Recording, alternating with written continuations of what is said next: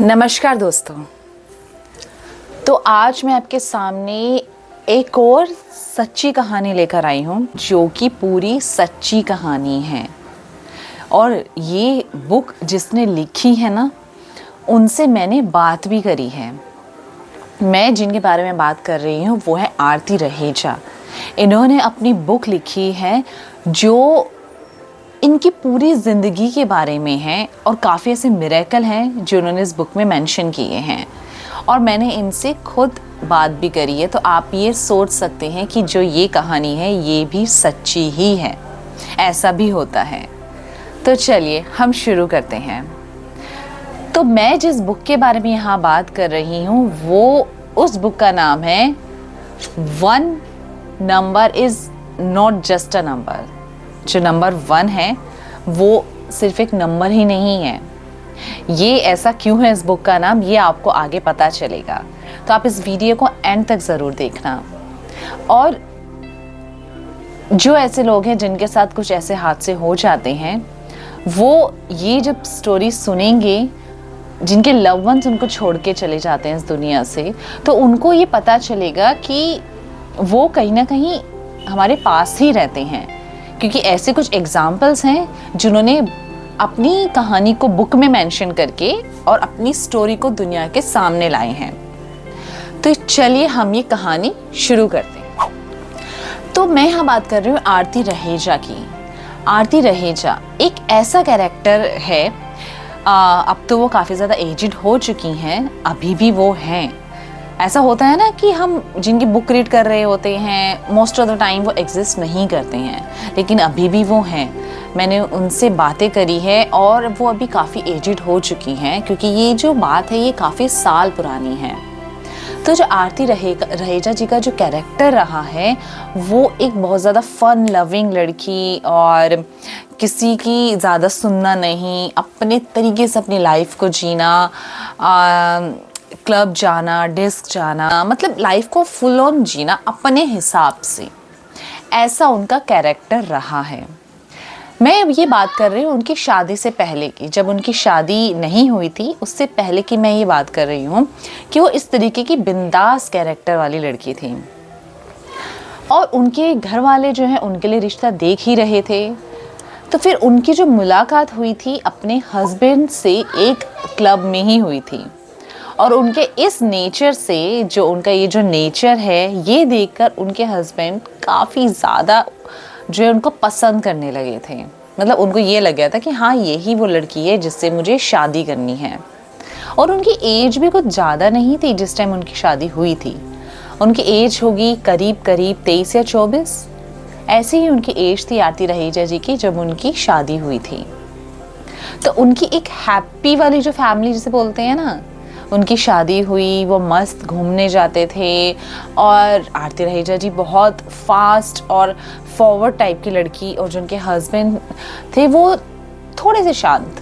मतलब होता है ना, एक अपोजिट ही होते हैं मोस्टली पार्टनर्स।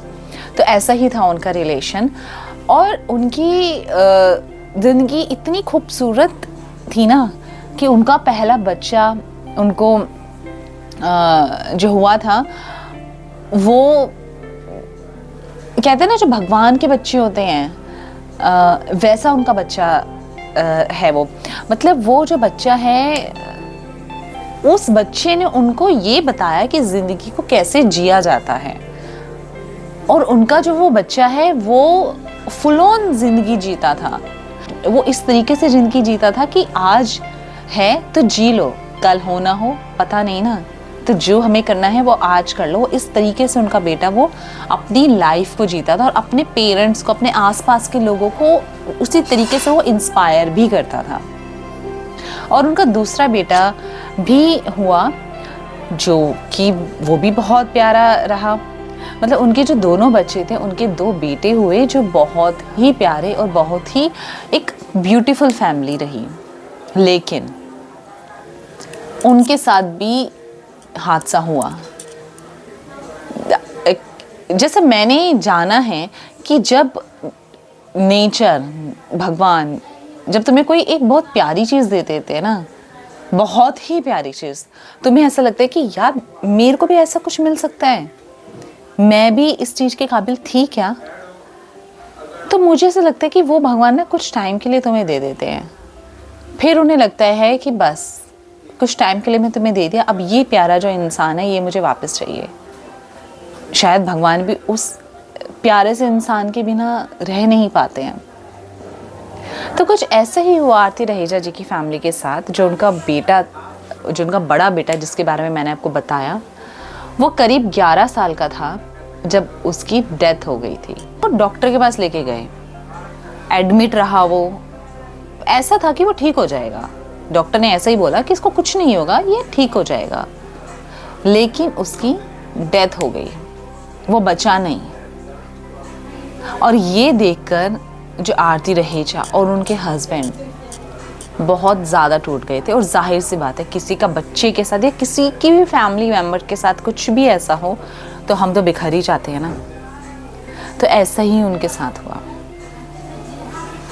फिर क्या था, वही ज़िंदगी जो हो जाती है कि किसी से बात नहीं करना, कुछ नहीं करना, खाना मिल गया तो खा लिया, नहीं है तो नहीं खाया, हमेशा रोते रहना, वही उनकी जो है एक लाइफ हो गई थी। उनका जो घर का माहौल है वो वैसा ही हो गया था। उनका जो छोटा बेटा है वो ही उनके सपोर्ट में रहता था, लेकिन वो भी जो है वो उदास ही रहता था। फिर जो उस लड़के के जो फादर हैं, उनको पता चला टेलीपैथी के बारे में। मतलब हम जो है अपने बच्चे से जो चल जा चुके हैं उनसे हम कनेक्ट कर सकते हैं, इस चीज़ के बारे में। उन्होंने फिर एक रूम में वो बैठा करते थे, कैंडल्स वहाँ पे जलाते थे। मॉर्निंग का टाइम होता था अराउंड 8 o'clock। उस टाइम पर वो बैठते थे मेडिटेट पे और अपने बच्चे से कनेक्ट करने की कोशिश करते थे। वो नॉर्मल बुक में लिखा करते थे। मैंने जैसे आपको बताया था ना कि टेलीपैथी है क्या, तुम्हें सिर्फ लिखना है और जो शब्द हैं वो खुद बनेंगे।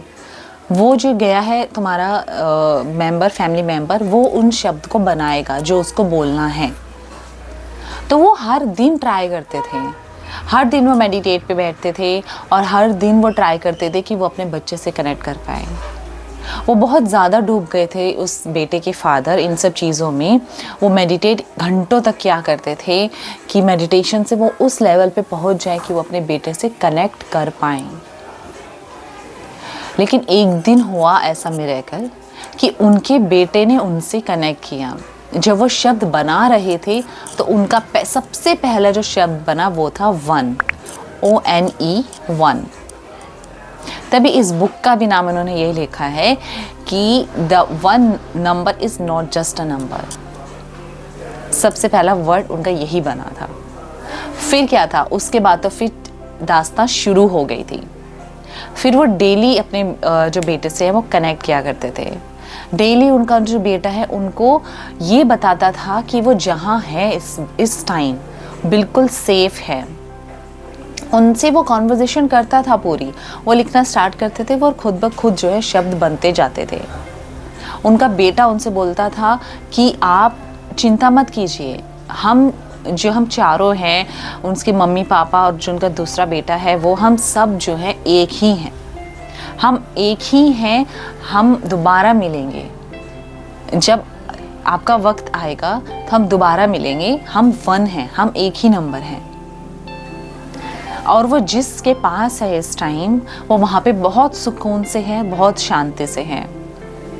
और वो अपने मदर को ये बोलता है कि आप जो हैं गुरुजी, आप लोगों ने शायद सुना होगा गुरुजी, जिनको मैं भी बहुत मानती हूँ, कि उनके पास जाइए, शांति के लिए उनके पास जाइए।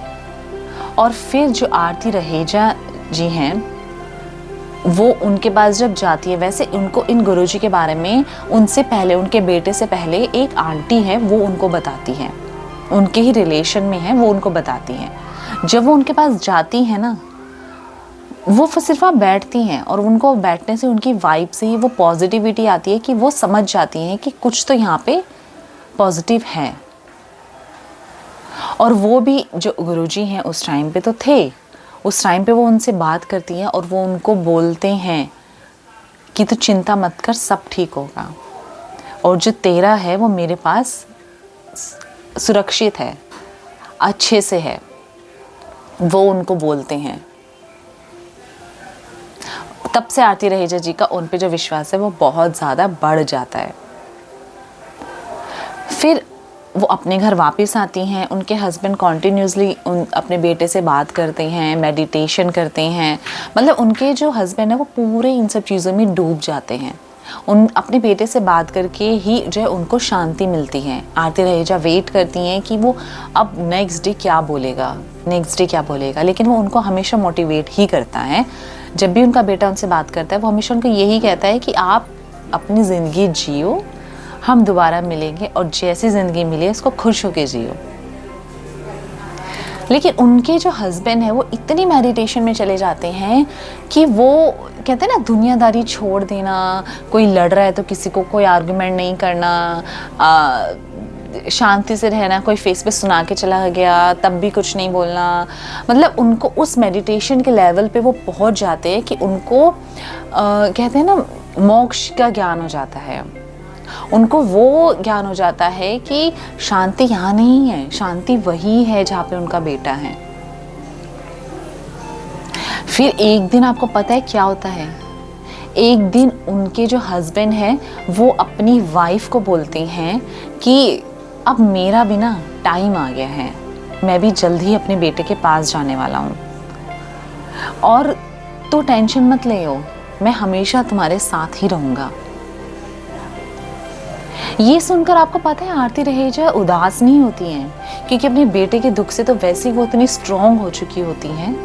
और जब उनका हस्बैंड को वो देखती हैं ना, वो बहुत रिलैक्स हो चुके होते हैं, तब तक बहुत खुश होते हैं वो तब तक, जब तक ये वो डिसाइड करते हैं कि अब उनको इस दुनिया से जाना है। तो कुछ टाइम बाद, अपने बेटे को खोने के बाद, आरती रहेजा अपने हस्बैंड को भी खो देती हैं।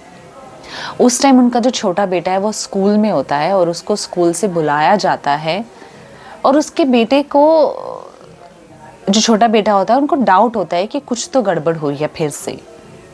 वो घर जाता है तो आरती रहेजा अपने बेटे को गले लगाती है और उनको अपने बेटे को तरीके से मतलब समझाती हैं।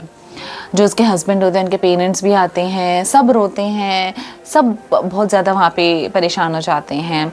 लेकिन जो आरती रहेजा है ना, वो बहुत शांत रहती है। वो अपने हस्बैंड को देखती है कि जाते टाइम ये बहुत खुश थे और अब ये फाइनली बहुत रिलैक्स हैं, क्योंकि अपने बेटे के पास है, जिनसे ये डेली टेलीपैथी पे बात किया करते थे, अब ये अपने बेटे के पास चले गए हैं और वहाँ पे ये बहुत शांति से रहेंगे। और आपको पता है, जब तीसरा होता है, जब थर्ड डे होता है, तो सब आते हैं, सब जो चले गए हैं उनको याद करते हैं, बैठते हैं। उस टाइम आरती रहेजा पता है कितना तैयार होके जाती है, हील्स वाली सैंडल्स पहनती हैं और अच्छे से मेकअप करके अच्छे से तैयार होके वो जाती हैं उस सेरेमनी में। सब उनको देखते हैं, सब बातें भी बनाते हैं, क्योंकि ये तो हमारी सोसाइटी है बातें बनाने वाली। लेकिन वो, उनको ये पता चल चुका होता है कि आज वो गए हैं इस दुनिया को छोड़कर, लेकिन तब भी वो मेरे साथ ही हैं। इसका एग्जाम्पल उन्होंने दिया कि जब वो एटीएम जाती हैं उनका कार्ड स्वाइप करने के लिए, तो उनके एटीएम का पासवर्ड जो वो होता है, वो पिन जो होता है, वो उन्हें नहीं पता था। वो कुछ भी ऐसे नंबर डालती हैं और वो जो पिन है वो क्रैक हो जाता है। तो इससे उनको यकीन होता है कि उनके हस्बैंड वो कहीं नहीं गए, वो आज भी यहीं हैं, उनका हस्बैंड और उनका बेटा। वो अपने छोटे बेटे के साथ पूरी ज़िंदगी निकालती हैं। और ये जो बुक होती है ना, ये जो बुक लिखी गई है, ये जब तक उनके हस्बैंड ज़िंदा होते हैं तब तक ये उन्होंने ही बुक लिखी थी। जब उनके हस्बैंड चले जाते हैं तो आगे की जो कहानी है वो आरती रहेजा लिखती हैं कि अपने हस्बैंड के जाने के बाद उन्होंने जो ज़िंदगी है वो कैसे जी। लोगों ने बोला कि शादी कर लो, कैसे जियोगी, पूरी ज़िंदगी है ये वो, लेकिन उन्होंने नहीं की। उन्होंने अपने छोटे बेटे के साथ ज़िंदगी बहुत खुल के जी। वो घूमने भी जाती हैं, नई नई चीज़ें ट्राई भी करती हैं और उन्हें अवार्ड भी मिला है अपनी बुक के लिए, काफ़ी अवार्ड्स मिले उन्हें। उन्होंने लोगों की मदद भी करी है कि जिस तरीके से वो बात करवा सके लोगों को। लेकिन अभी उन्होंने ज़्यादा कुछ करना अब छोड़ दिया है, अब वो ज़्यादा कुछ ये सब चीज़ें नहीं करती हैं, लेकिन उन्होंने अपनी बाकी की जो ज़िंदगी है ना, इस एज में वो आ गई हैं, बहुत खुश होके जी है, क्योंकि वो समझ गई थी कि डेथ कुछ नहीं होती है। जब मृत्यु होती है, जो इंसान हमें छोड़ के जाता है, वो कुछ नहीं है, वो हमारे आसपास ही है और हमें वो दोबारा मिलेगा। जब हमारा टाइम होगा ना, वो फिर इंसान हमें दोबारा मिलेगा। ये बुक में जो ये इन्होंने मेंशन किया है वो डिटेल्ड में किया है, लेकिन मैंने आपको थोड़ा सा उसको छोटा करके बताया है, क्योंकि अगर मैं पॉइंट टू पॉइंट बताने लगी तो बहुत टाइम लग जाएगा। तो ये जो कहानी है, ये मेरा बताने का आपको यही था मकसद कि अगर कोई इंसान गया है, दुख ज़रूर होता है, बहुत होता है, मुझे भी होता है, और वो पूरी ज़िंदगी भर रहेगा, पूरी लाइफ टाइम। लेकिन अगर हम ये सब चीज़ें समझ लें ना कि ऐसा भी होता है, तो दुख जो है हमारा वो थोड़ा सा कम हो जाएगा, है ना, थोड़ा सा ख़त्म हो जाएगा। क्योंकि ऐसी चीज़ें भी होती हैं। मैं आपको ये नहीं कह रही कि आप टेलीपैथी करने लग जाओ या पूरा मेडिटेशन में चले जाओ, पूरी ज़िंदगी जो अपनी छोड़ दो, क्योंकि आरती रहेजा ने भी वो सब चीज़ें नहीं करी, वो टेलीपैथी में नहीं गई। उनको पता था कि वो करेगी तो वो अपने हस्बैंड और बेटे से बात कर सकती हैं, लेकिन वो इन सब चीज़ों में ज़्यादा नहीं गई। उन्होंने अपनी ज़िंदगी खुल के जी, क्योंकि उन्हें पता चल गया था कि उनका टाइम आएगा और वो जाएंगी और वो मिलेंगी सबसे, है ना, और वो हमेशा ही आपके साथ है, हमेशा। तो अपनी कमेंट करना और मुझे बताना कि अगर आपके कोई सवाल हैं इस बारे में, तो मैं आपको ज़रूर उन सब चीज़ों के जो है जवाब दूंगी, क्योंकि मैं भी कुछ चीज़ों के जवाब दे सकती हूँ। बहुत सारी चीज़ें जो पर्सनल एक्सपीरियंस करी है मैंने। थैंक यू सो मच आपके टाइम के लिए, थैंक यू सो मच, धन्यवाद।